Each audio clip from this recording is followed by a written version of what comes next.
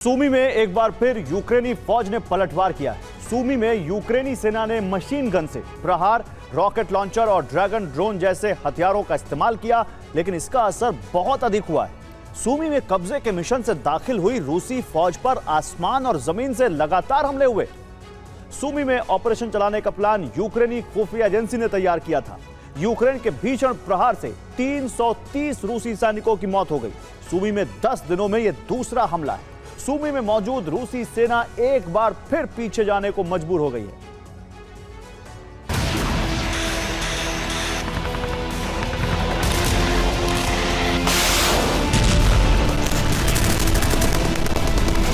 Trump को लग रहा है कि रूस पर जितने घातक हमले होंगे, युद्ध विराम कराना उतना ही आसान होगा।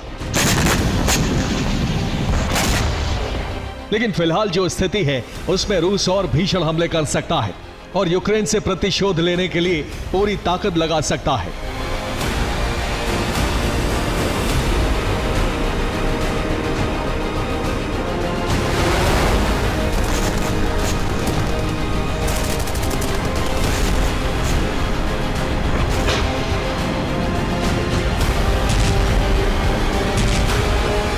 एक्सपर्ट्स मान रहे हैं कि ट्रंप इस वक्त युद्ध को पूरी तरह से नहीं रुकवाएंगे, क्योंकि नेटो देश अमेरिका से हथियार खरीद रहे हैं। यूक्रेन भी अमेरिका से हथियारों की डील कर रहा है। अमेरिका को हथियार बेचकर भारी मुनाफा हो रहा है। यूक्रेन की मदद के लिए यूरोप के देश अमेरिका से हथियार खरीद रहे हैं, लेकिन अगर युद्ध विराम हो गया तो हथियारों की डील भी कैंसिल होगी, जिससे अमेरिका को बहुत अधिक नुकसान होगा। ऐसे में सवाल है कि फिर ट्रंप पुतिन से क्या बात करेंगे। कुछ एक्सपर्ट मान रहे हैं कि बड़े ठिकानों पर हमले न करने का समझौता होगा। रूस हवाई हमले रोकने का समझौता कर सकता है। रूस को जमीन पर युद्ध की इजाजत दी जा सकती है। यूक्रेन की सबसे बड़ी ताकत ड्रोन है। अमेरिका भी यूक्रेन से ड्रोन ले रहा है। ऐसे में ड्रोन युद्ध रुकवाने पर अमेरिका को भारी मुनाफा हो सकता है। जमीनी युद्ध के लिए हाइमर्स की डिमांड होगी। गोला बारूद और टैंक का कारोबार बढ़ जाएगा। आर्टिलरी और बख्तरबंद वाहनों को यूक्रेन भेजा जाएगा।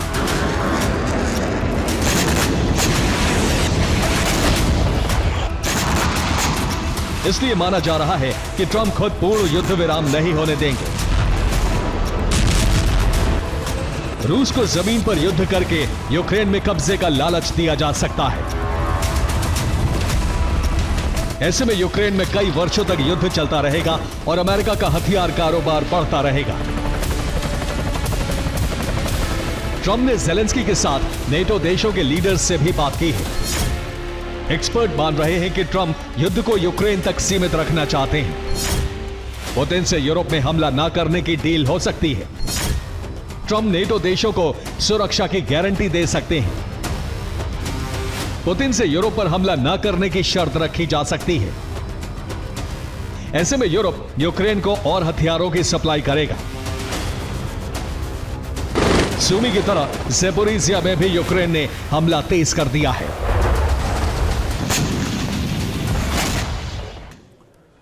तो सूमी और ज़पोरिजिया में यूक्रेनी सेना का ऑपरेशन तेज हो गया है। यूक्रेनी फौज ने फिर कब्जे वाले इलाके में हमला किया। यूक्रेन ने फाइटर जेट का इस्तेमाल करते हुए रूसी सेना के कमांड पोस्ट को नष्ट कर दिया। यूक्रेन ने हमले के लिए अमेरिकी GBU-62 का इस्तेमाल किया। ज़पोरिजिया में भी यह दूसरा बड़ा अटैक है। इससे पहले रूसी सेना के काफिले को टारगेट किया गया था।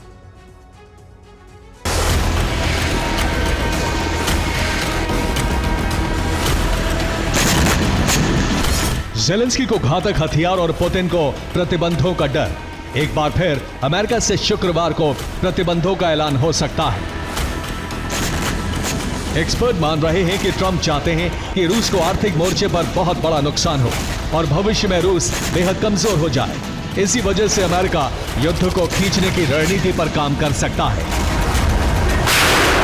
Bureau report, TV9 Bharatvarsh. तो पुतिन ट्रंप मिलकर आंशिक सीज फायर कर सकते हैं, जिससे यूक्रेन बड़े संकट में घिर सकता है। लेकिन इस बीच नेटो के दूसरे देशों ने यूक्रेन को बचाने के लिए एक नया ब्लूप्रिंट बना लिया है। अब यूक्रेन उन फ्रंट पर हमले कर रहा है जहां रूस को बढ़त हासिल है। इसकी शुरुआत काला सागर से हुई है, जहां रूस के एक आइलैंड पर यूक्रेन ने आधी रात धावा बोला और अपना ध्वज लगा दिया। अब बौखलाया रूस आज रात यूक्रेन पर हमला कर सकता है। इस बीच क्रेमलिन ने यूक्रेन में संपूर्ण तबाही के लिए नए पैटर्न से हमले का प्लान बनाया है। एक दो हमले को छोड़ दिया जाए तो अभी तक काला सागर शांत था, लेकिन अब धधक उठा है।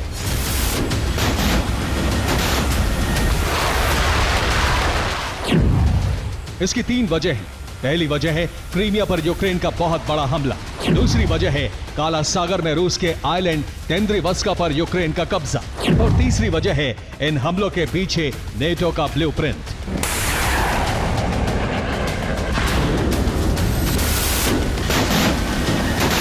यानी अब काला सागर फिर से युद्ध का एपिसेंटर बन चुका है। अब कभी भी बारूदी जलजला आ सकता है, क्योंकि यूक्रेन ने काला सागर में मौजूद रूसी खेमे में तबाही मचाकर पुतिन का पारा हाई कर दिया है।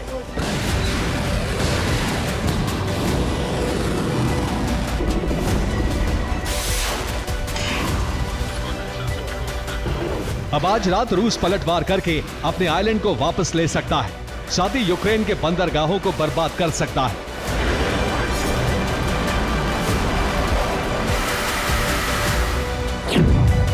जिस आइलैंड पर यूक्रेन ने कब्जा किया है उसका नाम तेंद्रिवस्का स्पित है।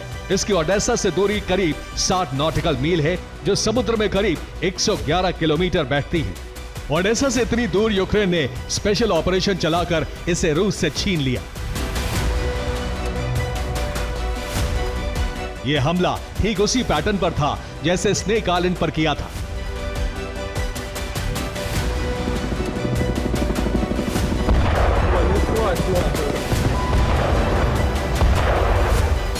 यूक्रेन ने 30 जून को स्नेक आइलैंड रूस से वापस ले लिया था, जबकि रूस ने यूक्रेन पर हमले की शुरुआत स्नेक आइलैंड से ही की थी।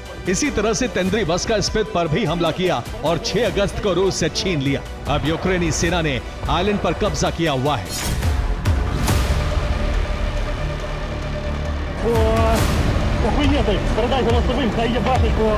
बाल्टिक सागर में पहले ही नेटो और रूस में टकराव बढ़ रहा है, जबकि अब काला सागर में भी दोनों के बीच तनाव बढ़ गया है, क्योंकि तेंद्रिवस्का स्पित पर हमले का पूरा प्लान नेटो ने बनाया है।